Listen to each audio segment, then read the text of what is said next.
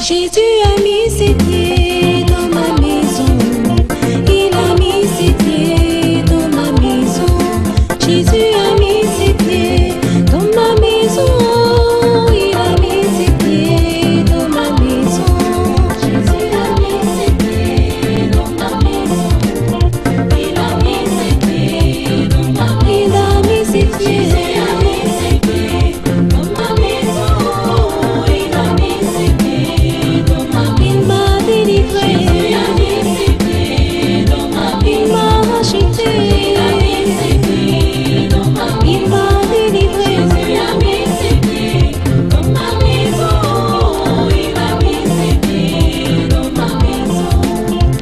J'ai reçu Jésus dans ma maison.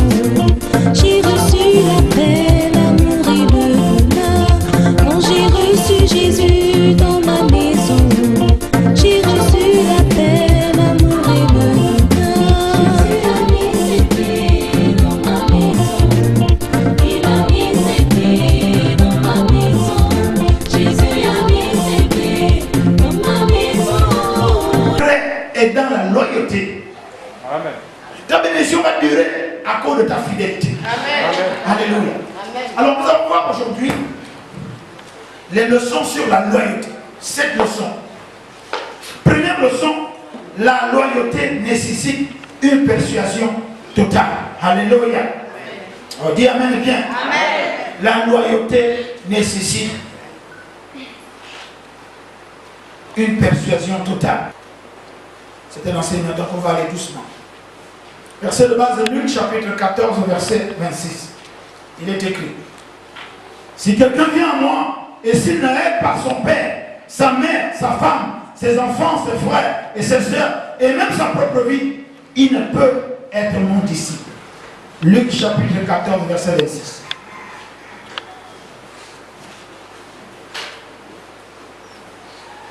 En réalité, pour faire quoi que ce soit dans cette vie, il faut être convaincu du fond du cœur.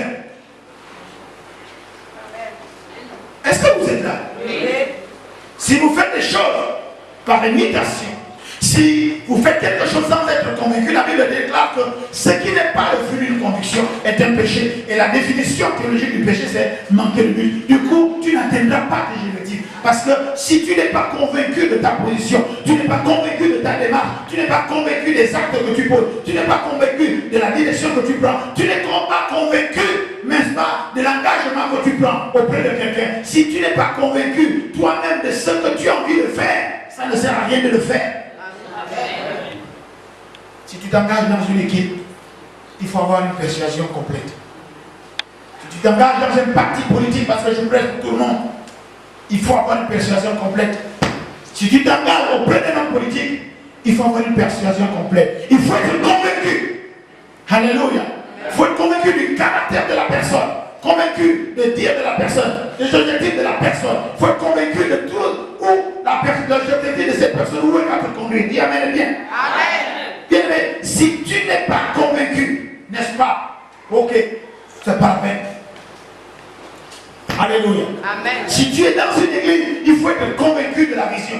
Il faut être convaincu par l'homme de Dieu. C'est pour ça que je vais étayer ces 7 leçons de la loyauté. Pour savoir qu'attention, pour être convaincu, il y a aussi des investigations. Il y a des choses que tu dois vérifier. Il y a des choses que tu dois comprendre. Il y a des choses que tu dois sentir. Il y a des choses que tu dois voir. Amen. Amen. Première leçon, la persuasion totale. Tu dois être convaincu. Si tu es dans une église, tu dois être convaincu que l'homme de Dieu, la femme de Dieu est dans la vision de Dieu. Il n'est pas question, aucun pasteur n'est parfait, aucun prophète n'est parfait, personne n'est parfait. Mais on parle là de la vision de Dieu, on parle là des objectifs de Dieu, on parle de la prédication de la parole et de la doctrine réelle de Christ. Tu dois être convaincu quand on parle sérieusement de Dieu. Ah, il n'y a pas beaucoup d'amen. Il n'y a pas beaucoup d'amen. Cela me désole. Alléluia. Amen. Un jour, j'ai demandé à mon mentor, j'ai dit, mais comment se fait-il que les gens passent autant de temps à parler de moi? Il m'a regardé, il s'est mis à sourire. J'ai dit non, j'ai besoin de savoir. Il m'a dit, si tu veux que les gens ne parlent plus de toi, laisse le ministère. Est-ce que vous êtes là? Oui. Il m'a dit, si tu ne veux plus que les gens parlent de toi, quitte le ministère. Ne prêche plus l'évangile. Ne te mets plus devant le peuple. Ne délivre plus les gens. Ne leur prêche pas la parole de Dieu. N'impose pas les mains pour la guérison, pour la délivrance. Ne prêche pas le royaume de Dieu.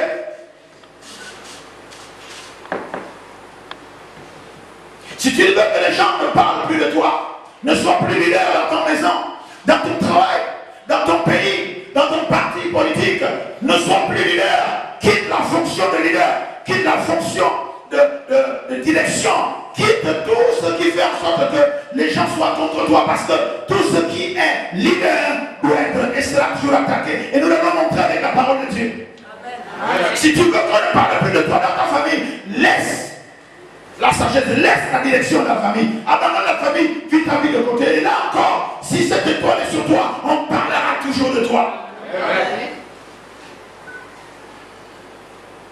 Tu ne veux plus qu'on parle de toi? Dans ce cas, quitte l'homme que tu as épousé parce que c'est un leader. Tu ne veux plus qu'on parle de toi, alors quitte la femme que tu as épousée parce que c'est cette femme-là qui t'amène dans des lieux sérieux. Tu ne veux plus qu'on parle de toi, alors quitte la fonction que tu occupes. Tu ne veux plus qu'on parle de toi, alors quitte les objectifs que tu as pour tes propres enfants. Tu ne veux plus qu'on parle de toi, quitte ta façon de vivre là, parce que cette façon de vivre là, un entreprise gêne les gens. Tu ne veux plus qu'on parle de toi, sois vilaine. Tu ne veux plus qu'on parle de toi, alors ne loue plus le grand gratuit. Tu ne veux plus qu'on parle de toi, donc t'habilles plus bien. Les gens parleront toujours de toi tant que tu as un modèle, tant que tu as un leitmotiv. Il y a quelque chose qui fait qu'on parle de toi. Dès que tu perds, c'est quelque chose, on ne parlera plus de toi. Si on parle de toi, c'est que tu as quelque chose qui fait parler les gens. Tu as quelque chose qui fait chanter les oiseaux. Tu as quelque chose qui fait grouiller les lions. Tu as quelque chose qui fait parler les éléphants. Tu as quelque chose qui fait aboyer les chiens. Tu as quelque chose qui énerve les serpents. Tu as quelque chose qui fait qu'on parle de toi. Alors si tu ne veux pas qu'on parle de toi, non, bien aimé, Jésus-Christ jusqu'aujourd'hui, on parlait de lui parce qu'il a quelque chose. On parle des disciples de Jésus-Christ jusqu'aujourd'hui parce qu'il a quelque chose. On parlera aussi de moi parce que je n'abandonnerai pas de prêcher l'évangile, que vous l'aimez ou pas. Je suis excellent en prière. Je sais que ça t'énerve déjà. Je ne laisse pas. Tu peux m'insulter, me calomnier, me critiquer, tout le reste. Je te donne la preuve. Il est écrit dans la Bible, n'est-ce pas? On va dire Luc chapitre 23, verset 22. Jésus est accusé par plusieurs personnes de jeter le trouble parmi notre peuple. Luc chapitre 23, verset 2. À cause de ce que tu as, on t'accuse de jeter le trouble dans ta famille. Toi, tu veux faire pourquoi? Toi, on est dans notre sorcellerie, on est dans notre boutique, on est dans notre mensonge, on fait nos mauvaises choses là. Mais toi, tu veux dire qu'il faut changer de vie. Tu causes le trouble. Oui, maman, tu causes le trouble. Jésus aussi a été accusé de troubler l'environnement. Est-ce que vous êtes là? Oui. Je me réjouis de troubler l'environnement des sorciers, des marabouts, des mauvais gangas, des occultes, des disons de bonne nature. Je me réjouis de perturber, de jeter le trouble dans le couvent de la sorcellerie. Je me réjouis de jeter le trouble et de créer le trouble au milieu des jaloux. Je me réjouis de créer le trouble au niveau des calomniateurs. Je me réjouis de créer le trouble au niveau de tous ceux qui ça ne va pas. Amen. Tu me détestes ça, j'adore. Alléluia. Amen. Jésus a été également, on va dire toujours la même chose. Il a dit, il a écrit toujours dans Luc chapitre 23, verset 2, il excite notre nation à la révolte, empêchant de payer le tribut à César. Combien autorité ou qui que vous soyez, ministre ou bien directeur des impôts, indirect ou indirect, sous-entendu, fonds communs ou fonds publics, privés, détournement, pourquoi pensez-vous que les hommes de Dieu jettent le trouble et qu'ils irritent, ils empêchent à ce que les gens donnent je ne sais pas trop quoi? Je me réjouis parce que ce sont des principes. Il dit, il excite notre nation à la révolte. On n'excite personne dans nos églises de l'envers. Pourquoi? Parce que comme je vais le montrer tout à l'heure la parole de Dieu, notre loyauté doit aller à l'autorité supérieure. Car toute autorité venant de Dieu. Alléluia. Amen. Moi, à PM, je ne peux pas exciter à la révolte. Je ne peux pas exciter à la grève. Je ne peux pas exciter à l'opposition. Je ne peux pas. Pourquoi? Parce que je serai en dehors, n'est-ce pas, de la vision d'excellence que Dieu m'a donnée. En d'autres termes, prier pour les... Tu es de l'opposition. Ma façon de parler ténèbres, c'est bien. Au moins, tu te réveilles. Et je t'invite à regarder dans les Écritures, Luc chapitre 23, verset 2. Je continue. Il dit, il met de tout. Il en paye de payer les tributs au César. Oh, regardez, Luc chapitre 11, verset 15. On dit, il a accusé de chasser les démons. Pourquoi tu dois avoir la persuasion complète? Première règle de la loyauté, la persuasion. Tu dois être convaincu que cet homme-là chasse les démons dans la vie des gens. Jésus a été accusé de chasser même les démons par le prince des démons, Belzébuth. On a accusé Jésus, on a accusé Paul, on a accusé les serviteurs de Dieu, on accuse les chrétiens nés de nouveau, on accuse même les chrétiens anciens nés, on accuse même les chrétiens retraités du christianisme céleste, terrestre, sous-marin, gauche, droite, le centre dépendant, ou bien UMC, je ne sais pas quoi, des cas.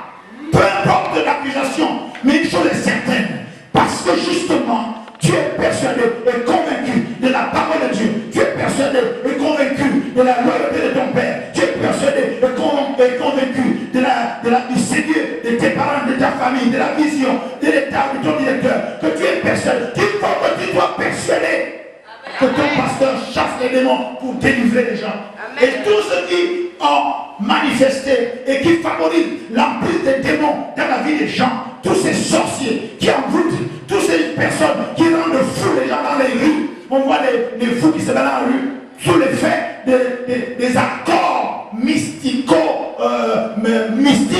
contractés entre les démons, entre les sorciers et ces gens de pouvoir, ou ces gens qui sont jaloux, les sorciers. On voit des malades dans nos familles qui sont possédés par des esprits démoniaques sous l'emprise, c'est sous l'autorisation de leurs parents, amis et connaissants. Oui, je suis content de jeter le trouble contre ces choses-là. Oui, je suis content qu'on m'insulte, je suis content qu'on me critique, parce que je chasse les démons pour libérer, n'est-ce pas, ceux qui sont sous l'emprise de la sorcellerie et des accoutrements démoniaques au nom de Jésus-Christ de Nazareth. Amen. À ce point-là, je suis sûr que tu prends le couteau pour m'enfoncer, je suis d'accord. Mais toute arme forgée contre moi sera sans effet. Amen. Alléluia. Je suis là dans l'Esprit de Dieu. Amen. Jésus-Christ a été traité il a été accusé de chasser les démons par le prince des démons. Mais c'est extraordinaire. Est-ce que si les démons chassent les démons par les démons, la maison sera divisée? Ce n'est pas le cas. Alléluia. Toi aussi, nous aussi, serviteurs de Dieu, servants de Dieu, chrétiens, nés de nouveau. N'est-ce pas, dans notre église de veille, on délivre les gens pour qu'ils soient utiles à la nation, pour qu'ils soient utiles à leur famille, pour qu'ils soient utiles dans leur foyer, qu'ils soient utiles simplement dans leur environnement naturel. Alléluia. Regardez, Actes des Apôtres, chapitre 24, verset 5. Paul est accusé de susciter des désordres. Alléluia. Oh, notre Dieu est un Dieu d'ordre. Mais on dit susciter. Qui dit qu'il est accusé de susciter des désordres? Mais ce sont des ennemis. Oh, il crée des désordres dans la famille, il crée des désordres dans la vie, il crée des désordres dans le pays, il crée des désordres. On ne peut pas créer des désordres. Pourquoi? Parce que notre Dieu est un Dieu d'ordre. Le désordre dont vous parlez là, de quoi il s'agit?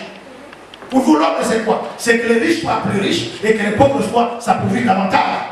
Pour vous, le désordre c'est quoi? Qu'on dise que Dieu tient, il est scandalisé que ce soit des gens sans instruction, sans rien du tout, qui gouvernent, alors qu'il y a des enfants qui sont allés à l'école et qui ont effectivement hâte à diriger. Dieu est scandalisé du fait que c'est toujours les mêmes personnes, c'est toujours, ils vont de génération en génération, ils écrasent les autres. Et parce qu'on dénonce ça, quand vous dites que nous sommes en train de jeter les droits, nous sommes en train de créer des désordres, on ne crée pas de désordre, on veut que Dieu. Parce que la prière que Jésus nous a priée, que ta volonté soit faite dans les cieux, qu'elle est faite qu'elle soit faite sur la terre, comme elle est faite dans les cieux. La volonté de Dieu, c'est qu'il y a de l'ordre. Amen. Alléluia. Amen. Vous ne pouvez pas prendre de génération en génération les mêmes personnes comme si les autres n'existaient pas. Et vous estimez que c'est... Mais c'est vous qui créez des désordres. C'est pour ça qu'au nom de Jésus-Christ de Nazareth, Paul était là pour effectivement réorganiser les choses, rééquilibrer les choses. C'est ce que le peuple veut, c'est ce que Dieu veut. Alléluia. N'oubliez pas que la démocratie dont on parle, il y a démocratie, donc le règne du démon. Dieu, c'est la théocratie. Paul a été accusé, n'est-ce pas, d'être une peste, d'être un danger public. Quand vous lisez Actes chapitre 24, verset 5, n'est-ce pas? Il dit provoquer des émeutes, exciter des divisions, être le chef d'une secte. Dans Actes 24 jusqu'au verset 26, tenter de profaner le temple, essayer de porter atteinte à la sainteté du temple. Regardez. Paul, un serviteur de Dieu. Je suis en train de dénoncer sans dénoncer. Quand l'apôtre Paul allait dans les lieux où la justice de Dieu ne revient pas, n'est-ce pas? On voulait le mettre à mort. Aujourd'hui, les serviteurs de Dieu, et là, je n'accuse pas, j'indexe pour dire, nos aînés dans la foi qui pensent être arrivés, gloire à Dieu si c'est le cas. Ils sont reçus avec des petites tasses pour prendre du thé, petit pied sur grand pied, voilà. Ils ne prêtent plus l'évangile, ils ne dénoncent plus l'injustice. Je suis désolé, je suis excellent en PM, je vais continuer, et je n'ai pas peur, je vais continuer à le dire très haut. Amen. Là où il n'y a pas la justice, là où il y a l'injustice, si vous entrez dans le palais du roi, vous devez dire au roi, vive éternellement, d'accord, mais seulement il y a une injustice dans cet endroit, pas seulement pour vouloir paraître. Amen. Vous me connaissez déjà, n'est-ce pas? Je parle sans détour et je ne vous vois rien. Je ne suis pas acheté ni à vendre. Je suis excellent à payer l'apôtre Paul ici. Et j'ai officié au ministère colonne de feu de nuit à Libreville au Gabon. Je suis en Zan à la nouvelle cité. Vous me trouverez, on s'est déjà rencontrés. Répentez-vous. Parce que c'est ce que nous sommes en train de dire là. Maintenant, nous ne sommes pas un danger et nous ne divisons pas les autres. Nous ne disons pas les gens. En réalité, si l'on prend la parole de Dieu, Jésus a dit, je ne suis pas venu apporter la paix, mais de grève les paix.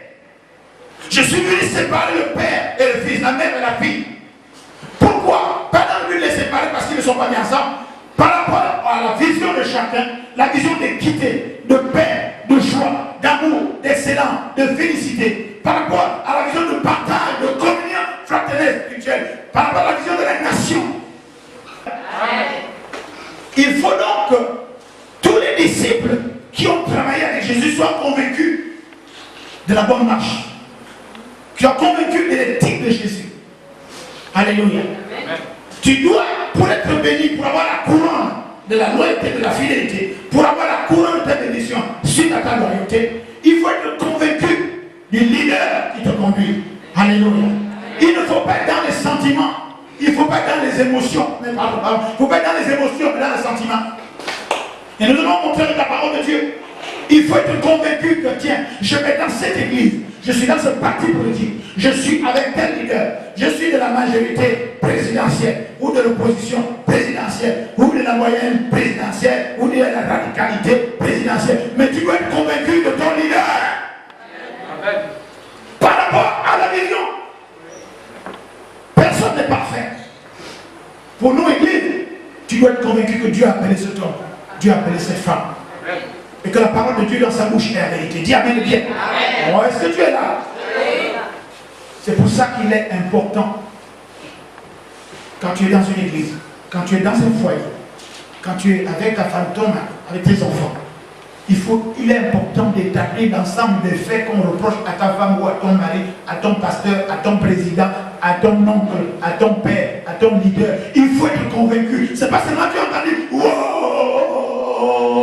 Non, si tu es parti par l'émotion, si tu es emporté par l'émotion, après tu risques de regretter. Et le diable va accuser pour dire, ah, tu es parti. Et finalement, cet homme-là va t'empêcher de venir récupérer tes bénédictions. Parce que ton Dieu a envoyé les bénédictions à un lieu. Il dit simplement au peuple d'Israël, c'est à Canaan là-bas que je vous bénirai. Il dit à Abraham, c'est là-bas, en lieu de rendez-vous, c'est là que je te bénirai. Si Abraham n'était pas allé, il ne resterait pas. Et nous savons que Jacob, pareil, dès qu'il sort de Dieu, il y a un lieu pour ta bénédiction fixé pour tout le monde.